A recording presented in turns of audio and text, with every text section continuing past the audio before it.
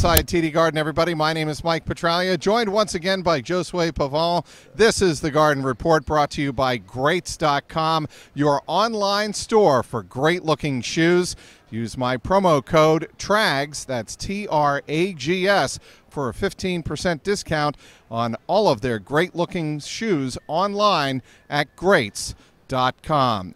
Josue, this was not the home opener everybody expected on many different levels. Obviously, the team, the city of Boston, the whole region still really, I think, in a state of shock after the graphic left ankle injury to Gordon Hayward suffered in Cleveland just 24 hours earlier. But there was a game to be played, and helping them trying to move on was the man himself, Gordon Hayward, from a hospital bed at New England Baptist just moments before going under the knife for surgery here on Wednesday night in Boston. He had a message for the Celtics and their fan base. He said, "Thank you for all of the prayers and messages of support, the thousands and tens of thousands of messages that he has received in the last 24 hours. He said, "I'm with you in spirit.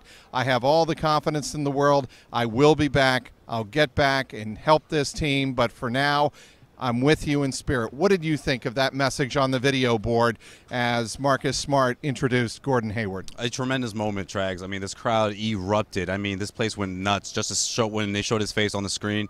And it was an amazing moment. I love the fact that Marcus Smart came out, introduced it, said, "You know what? I was going to say something, but I know you want to hear from somebody else much more than you want to hear from me." And that was just an incredible moment. I really enjoyed all of it, Trags. Yeah, and, you know, obviously this team is trying to find its way, and that's really, I think, going to be the common theme.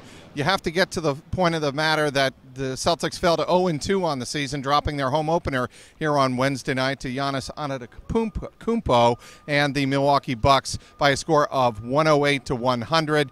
The Greek Freak had 37 points in just 26 minutes of play. He was dominant, but again, this is about the Celtics, and the Celtics are going to have to find their identity without Gordon Hayward in the lineup. It's going to be very difficult, Trags. I mean, on both ends of the floor, I feel like Giannis just picked his spots, knew exactly what he wanted to do, and got it done with ease. I mean, he was dancing along that baseline. Celtics couldn't stop him. Stevens was trying to put together combinations, but it just wasn't working. I mean, kudos to Baines for doing the best that he could.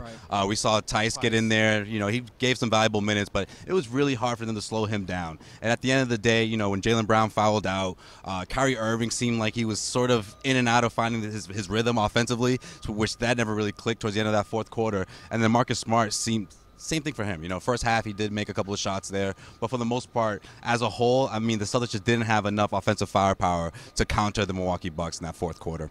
After the game, it was Brad Stevens answering questions, and Jay King of MassLive.com asked Brad, "Do you think that it's just going to take a while for Kyrie to find his place out there on the court?" And he said, "That's a question for Kyrie, but certainly, you know, there is going to be an adjustment. We're going to have to continue to look for answers." The numbers have not been pretty over the first two games here on Wednesday night. Kyrie Irving, 7 of 25 on the evening, and Marcus Smart, who filled in, obviously, in the starting lineup for Gordon Hayward, he was 4 of 13. You add that up, that's 11 of 38 from the field for your starting backcourt. That has got to improve if the Celtics are going to make strides in really accounting for the loss of Gordon Hayward. Absolutely. I mean, this is a team that has obviously had to find its identity. Losing Gordon Hayward is a tremendous loss, but also we have to remember the fact that this isn't completely fall on Kyrie Irving. I mean, there's a lot of guys here that have to step up. You know, you have Jaylen Brown, who's been playing amazing basketball. I mean, it's a very small sample size, but what he's doing on the court is been something that we didn't necessarily anticipate this early on. I know we want to see strides out of him, but for game two, for him to be the leading scorer once again on this team, I think says a lot about him. He's reading the defense much better than we saw last year. He's picking his spots. He's knowing exactly when to drive, when to take that jump shot. We saw that in Cleveland. We saw that again tonight. But again, these changes are going to be, it's going to take some time for this team to really click.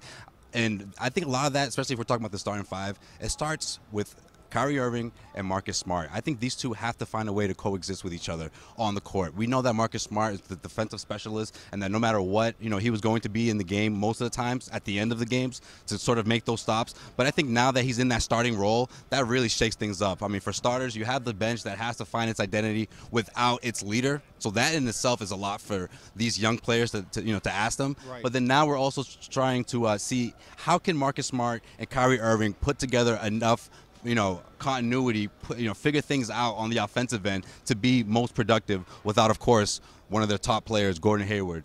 It's going to be tough. Your best players have to stay on the court, however, Josue. And you just mentioned Jaylen Brown, again, the leading scorer for the second straight night here on Wednesday night. He had 18 points, 6 of 11 shooting, 2 of 3 from beyond the arc. Those are all great signs. Fouling out of the game is not. And even more to the point, with 3 minutes to go in the second quarter, he picked up his third foul. That affected the flow of the game going into halftime when Milwaukee grabbed the lead. And then with just 3 or 4 minutes gone in the second half, he picked up foul number 4.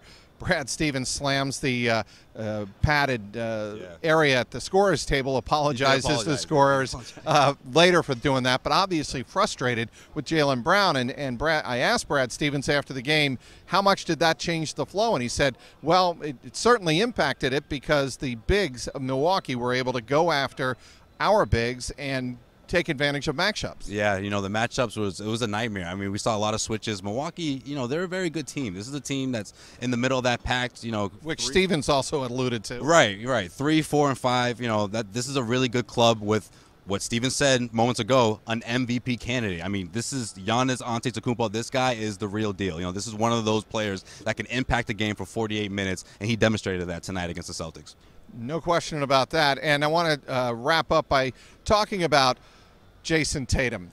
There are going to be some great nights, Rookie of the Year caliber nights from Jason Tatum, and there are going to be other nights where he struggles, and there are going to be games where he shows us a little of both. I thought that was the case tonight where he showed us a little of both. Yeah, I agree. I mean, he got off to a good start, an early start. I love his athleticism, the way he's able to get past his defenders, but he's going to have to really find his rhythm, find his stride here. I mean, it's going to take a while. He is a rookie. We saw what happened with Jaylen Brown a year ago. Of course, they're two different players, of course. I mean, it's kind of hard. There are going to be parallels. But there are going to be parallels, in terms of how they find their identity on this team. I think he's going to be a crucial part. He's someone that's going to be in this starting lineup until we see what happens with Marcus Morris. Could be 2 weeks, could be 3. We're not necessarily sure exactly when he's going to return, but in the meantime, he's in a huge spot here in that starting 5. Marcus Morris was on the court here on the parquet before tonight's game against the Milwaukee Bucks, warming up, trying to get his jumper tuned up a little bit, just taking baby steps because he's dealing with a knee issue. They want him obviously to be 100% given how shorthanded they are right now off the bench. They're going to need Marcus Morris as this team tries to collect itself, gather itself after an 0-2 start and losing Gordon Hayward for most of the season. Again, Gordon Hayward having surgery in Boston on Wednesday night. We'll have complete coverage on CLNS Media. The Celtics get outscored 32-20 in the fourth quarter. They drop for the second straight night to the Milwaukee Bucks by a final score of 108-100. This has been the Garden Report, brought to you by and powered by CLNS Media and Greats.com. Go to Greats.com for great-looking, stylish shoes, both formal and casual. Use my offer code and promo code TRAGS, TRAGS, for a 15% discount online. That's Greats.com. Final again, it was the Bucks 108 and the Celtics 100. He's Josue Pavon. I'm Mike Petraglia, and this is the Garden Report powered by CLNS Media.